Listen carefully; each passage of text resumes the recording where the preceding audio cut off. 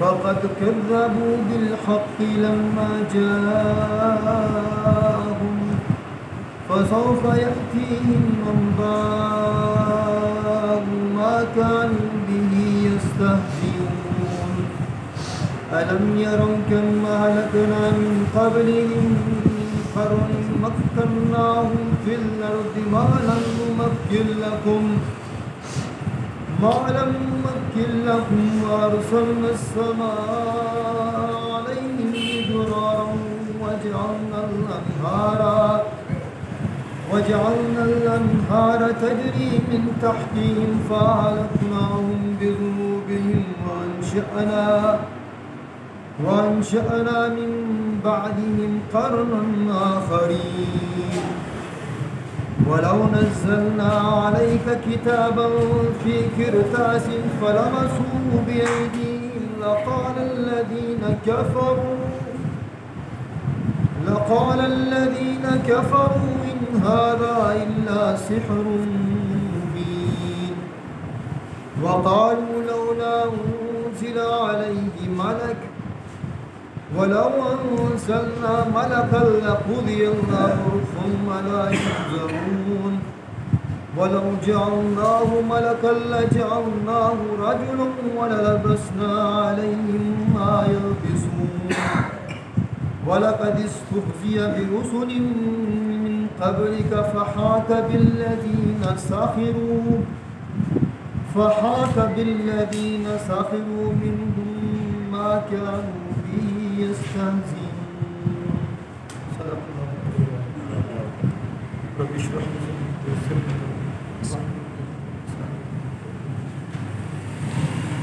سورہ انعام کا آج ہم آغاز کر رہے ہیں الحمدللہ.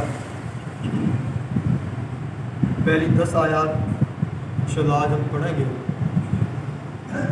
سورہ مبارکہ کا زمانہ نزول مکی دور ہے. 12 میں یہ سورہ مبارکہ نازل ہوئی، یعنی مکی زندگی کے 12ویں سال. مکی زندگی کے متعلق ایک بات سمجھ لینی چاہیے.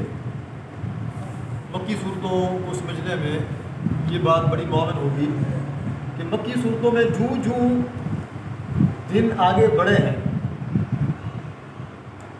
اول نبوت کے پہلے سال سے لے کر کے نبوت کے 13ویں سال، ہر آنے والے دن کے ساتھ مخالفت، مزاحمت، شدت اختیار کرتی چلی گئی.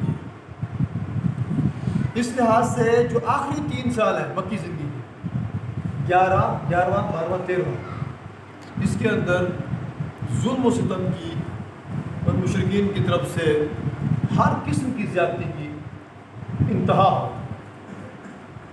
چنانچہ اسی لیے مسلمان حبش کی طرف ہجرت کر کے کچھ چلے گئے. اور یہی وہ دور ہے جب اللہ کے نبی صلی اللہ علیہ وسلم مکہ والوں سے کلیہ مایوس ہوئے. آپ طائف کیا کرتے ہیں؟ طائف کے اس بالکل اجنبی دیار کے اندر اللہ کا پیغام لے کر کے آپ ام القریٰ کو چھوڑ کر، یہ مکہ تھا، یہ تو عرب کا سرتاج تھا نا، شہروں کا سرتاج تھا، شہروں کی ماں تھا، ام القریٰ اس کا لقب تھا. اس کو چھوڑ کر آپ بالآخر اس سے مایوس ہو کر کے گویا کہ جو سارے عنصر جس نے اسلام قبول کرنا تھا اس نے کر لیا ہے، اب یہ تو ظلم و ستم کی ساری حدیں جو ہے اس کو کراس کر گئے ہیں، اب کسی اور جگہ جانا چاہیے، شاید کسی اور کے اللہ دلوں کو کھول دے. اور اور طائف کے اندر جو آپ قسم پر جو حالات گزرے ہیں اس سے ہم سب واقف ہیں۔ پھر یہ جو آخری ایام ہیں ان کے اندر تو جو بظاہر انسانی سہارا تھا، جو مادی سہارے تھے، اس کے اندر سب سے مضبوط سہارا وہ حضرت ابو طالب کی طرف سے تھا، یا آپ کی محبوب ترین اہلیہ محترمہ ام المومنین حضرت خدیجہ الکبریٰ رضی اللہ عنہا، ان دونوں کا انتقال ہو گیا۔ تو اللہ نے اپنے بندے کو سارے دنیاوی مادی سہاروں سے بالکل گویا بے نیاز کرنے کے لیے سارے سہارے جو ہے لے لیے، بس ایک اکیلا ایک سہارا اللہ رب العالمین کا باقی رہے۔ تو بڑے مشکل ترین دن تھے جن کے اندر یہ صورت نازل ہوئی۔ چنانچہ اس سورہ مبارکہ کے اندر جو مضامین ہیں ان کو ہم 7 عنوانات کے ساتھ سمجھ سکتے ہیں، وہی ریپیٹ ہوں گے بار بار۔ ایک تو یہ ہے کہ ایک بار پھر جو ہے یہاں پر شرک کا ابطال کیا گیا ہے اور توحید کی طرف دعوت دی گئی ہے۔ دوسرا یہ ہے عقیدہ آخرت کی طرف جو ہے مزید دلائل کے ساتھ جو ہے اس کی ترغیب کی گئی ہے، اور قیامت کے ثبوت کے اندر دلائل دیے گئے ہیں، آخرت کے ثبوت میں، اور جاہلیت کے سارے توہمات کی تردید کی گئی، اور وہ بڑے بڑے اصول اخلاق جن کے اوپر اسلامی سوسائٹی کی تعمیر ہونے جا رہی تھی ان کا بھی یہاں پر اعادہ ہوا، ان کی بھی یہاں پر باتیں آئی ہیں، اصول بیان کیے گئے ہیں۔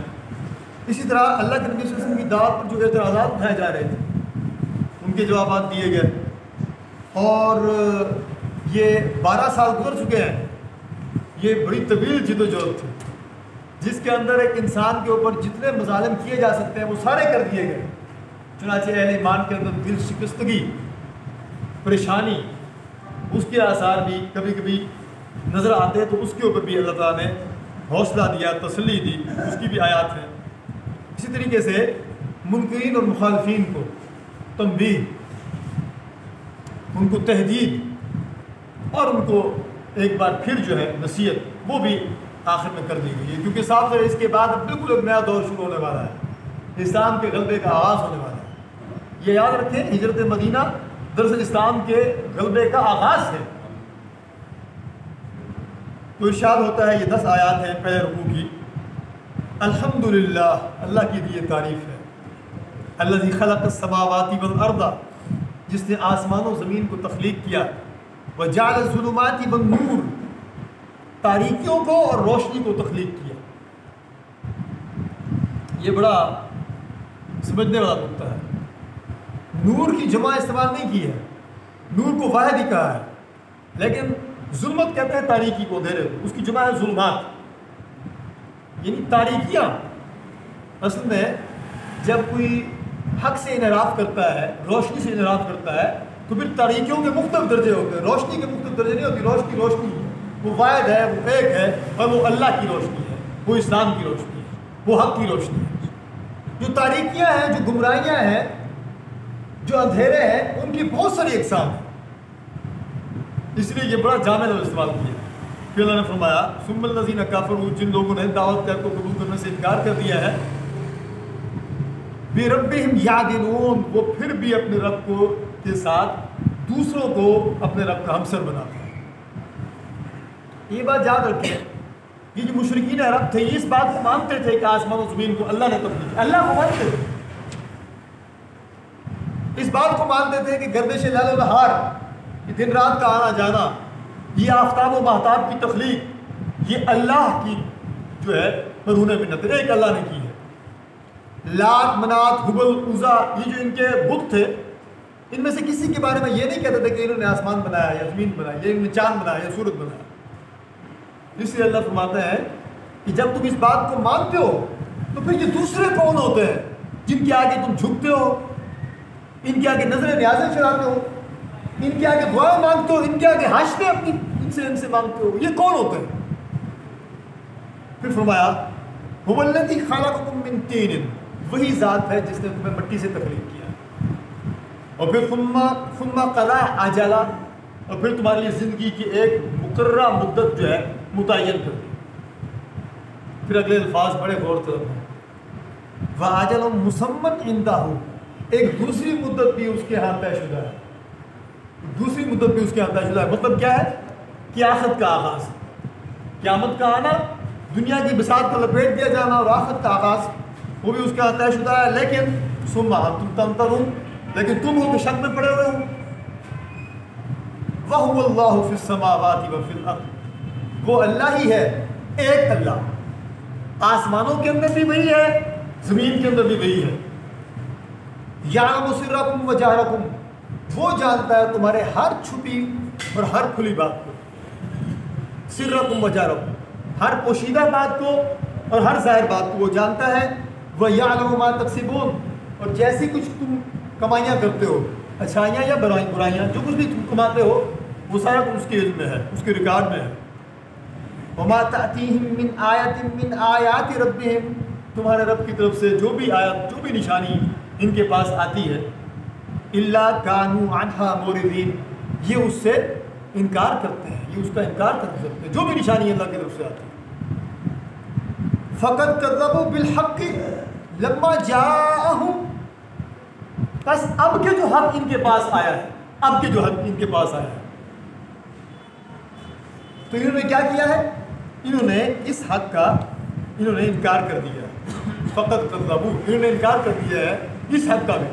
پھر آگے اللہ تعالیٰ فرما رہے ہیں، ایک بہت بڑی بشارت ہے اہل ایمان کے لیے، ایک بہت بڑی جو ہے بری خبر ہے ان مشرکین کے لیے، ان کفار کے لیے۔ فرمایا کہ ہاں فسوف یاتیہم انباؤہم، پس ان قریب یہ بڑی بڑی خبریں ان کو پہنچیں گی، ان قریب بڑی بڑی خبریں ان کو پہنچیں گی اس چیز کے متعلق ما کانوا بہ یستہزئون، جس کا یہ مذاق اڑاتے پھرتے ہیں۔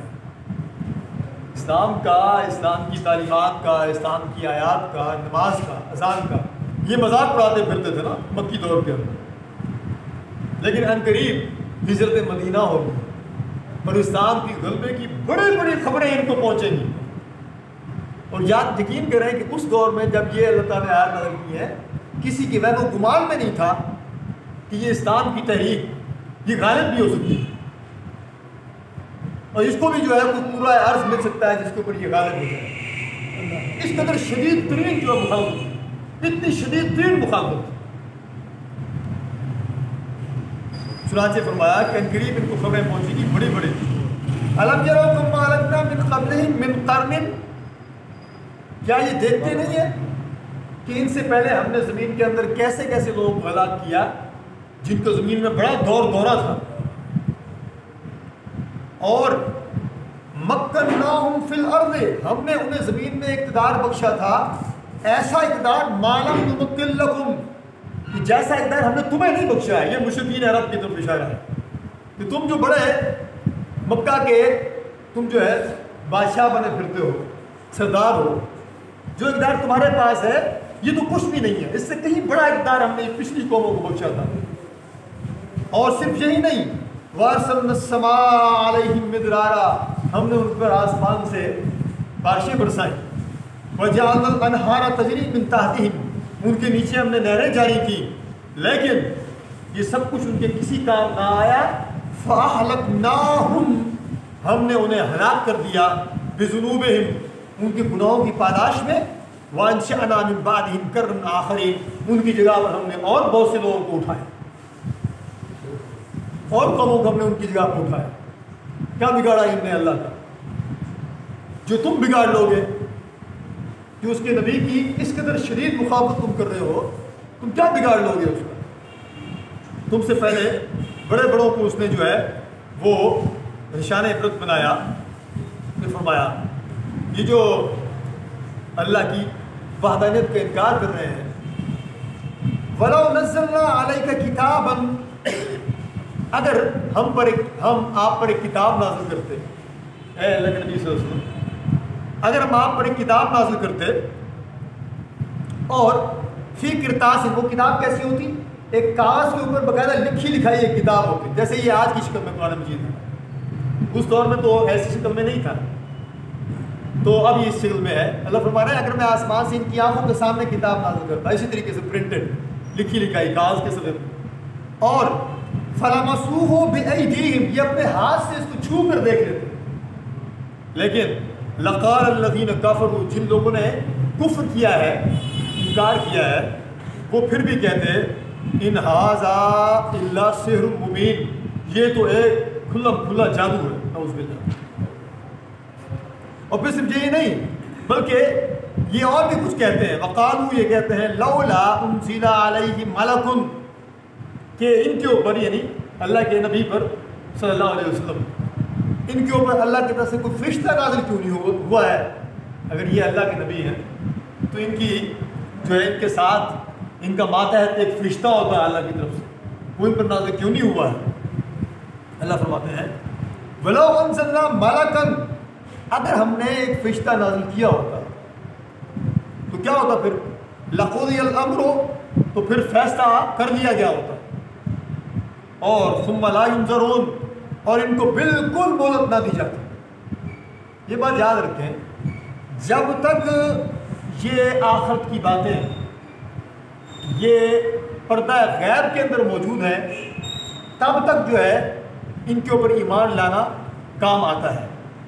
جو ہی یہ پوشیدہ حقیقتیں پردہ غیب سے نکل کے منظر عام پہ اگر آ جائیں اور آخرت کی باتیں کھل کے سامنے آ جائیں تو پھر ایمان لانے کو کوئی فائدہ نہیں ہوتا ہے. یہ یاد رکھیں. پھر جس نے اس سے پہلے تک انکار کیا ہوتا ہے اس کے اوپر اللہ کے عذاب کا پورا برستا ہی. جس سے اللہ نے فرمایا کہ یہ جو کہتے ہیں کہ فرشتہ نازل ہوتا، اگر اللہ کی طرف سے فرشتہ آ جاتا تو پھر تو ان کے لیے ایمان لانے کا کوئی فائدہ ہی نہیں تھا، کیونکہ پھر تو جو ہے وہ آخرت کی جو خبر ہے جو غیب میں ہے وہ حقیقت کے سامنے آ جاتی ان کے، اور پھر تو جو ہے ایمان لانے کا کوئی فائدہ نہیں ہوتا ہے. ہاں اللہ فرماتے ہیں اچھا اگر ان کی یہ فرمائش ہم پوری کر دیتے، وَلَوْ جَعَلْنَاهُ مَلَكًا، اگر ہم فرشتے کو بھیج ہی دیتے تو لَجَعَلْنَاهُ رَجُلًا، تو ہم اس کو انسانی شکل میں بھیجتے. اور پھر وَلَلَبَسْنَا عَلَيْهِمْ مَا يَلْبِسُونَ، یہ پھر بھی اسی شک میں پڑ جاتے جس کے اندر یہ آج تک پڑے ہوئے ہیں.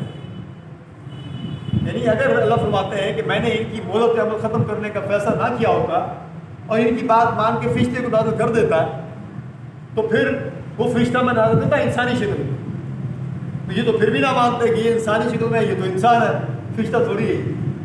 یہ پھر بھی انکار کرتے ہیں، یہ پھر بھی جو ہے اسی شک میں، اسی فریب میں اور اسی انکار میں مبتلا ہو جاتے ہیں جس کے اندر یہ اب تک پڑے ہوئے ہیں. وَلَقَدِ اسْتُهْزِئَ بِرُسُلٍ مِّن قَبْلِكَ، اے محمد صلی اللہ علیہ وآلہ وسلم، آپ سے پہلے بہت سے پیغمبروں کا مذاق اڑایا جا چکا ہے، استہزاء کیا جا چکا ہے. فَحَاقَ بِالَّذِينَ سَخِرُوا مِنْهُمْ، تو اللہ فرماتے ہیں کہ بالآخر ان مذاق اڑانے والوں پر وہی حقیقت مسلط ہو کر رہی، وہی حقیقت کہ اللہ ایک ہے اور اس کے نبی برحق ہے اور آخرت آنے والی ہے، مرنے کے بعد زندگی آنے والی ہے، ایک ایک عمل کا جواب دینا ہوگا. جس حقیقت کے یہ مذاق اڑاتے رہے وہ حقیقت ان کے اوپر مسلط ہو کر رہے گی. ما کانوا بہ یستہزئون، جس کا یہ مذاق اڑاتے رہے. یہ پہلا رکوع یہاں مکمل ہو رہا ہے. اسلام کے غلبے کے طرف یہ دن چل رہے ہیں اور ہم دیکھتے جائیں گے کہ ساتھ ساتھ اسلام کی تحریک جو ہے وہ کن کن مشکل ترین مراحل سے گزر رہی ہے. اور اللہ کے نبی صلی اللہ علیہ وسلم اور صحابہ کرام رضی اللہ عنہم اجمعین وہ اپنی جان کو جوخم میں ڈال کے اسلام کی پاسبانی کر رہے ہیں. اسلام کے غلبے کے لیے انسان کی یعنی جتنی بھی پیاری پیاری چیزیں ہیں وہ ساری ایک ایک کر کے قربان کر رہے ہیں. یہ سارے کے سارے مناظر ہمارے سامنے آئیں گے، ہم ان کو پڑھ رہے ہیں، مزید آگے پڑھیں گے انشاءاللہ. یہ سارے احوال اللہ تعالیٰ نے بیان فرمائے ہیں تاکہ ہم اللہ کے نبی صلی اللہ علیہ وسلم کی اس تحریک کا ہم بھی حصہ بنیں. پہلے نظریاتی طور پر حصہ بنیں، یہ نظریہ سیکھ رہے ہیں. یہ قرآن جو ہے یہ تو نظریہ ہے اللہ کے نبی صلی اللہ علیہ وسلم کی دعوت کا، اس نظریے کو ہم سیکھ رہے ہیں. پھر اس کے بعد اس کو سیکھنے کے بعد یاد رکھیں اس کو جب تک پریکٹس نہ کیا جائے اس کا فہم نہیں ملتا ہے. قرآن کا 100% جو فہم ہے یہ نہیں ملتا جب تک اللہ کے نبی صلی اللہ علیہ وسلم کا مقار عظیم عمل نہ کیا جائے. چنانچہ یہ اللہ تعالیٰ جنت الفردوس میں جگہ عطا فرمائے. سید عبداللہ مودودی رحمۃ اللہ علیہ یہ قرآن مجید کے آغاز میں لکھتے ہیں، کہتے ہیں قرآن کا فہم ایک آرام کرسی کے اوپر جھولے لے کر قرآن کو پڑھتے ہوئے کبھی نہیں ملتا ہے۔ جب تک قرآن کی دعوت کو لے کر کے میدان عمل میں نہ اترا جائے اس وقت تک قرآن کی دعوت جو ہے، قرآن کا فہم جو ہے وہ مکمل طور پر نہیں ملتا ہے۔ اللہ ہمیں اس دعوت کو لے کر میدان عمل میں اترنے کی توفیق عطا فرمائے۔ وآخر دعوانا ان الحمد للہ رب العالمین۔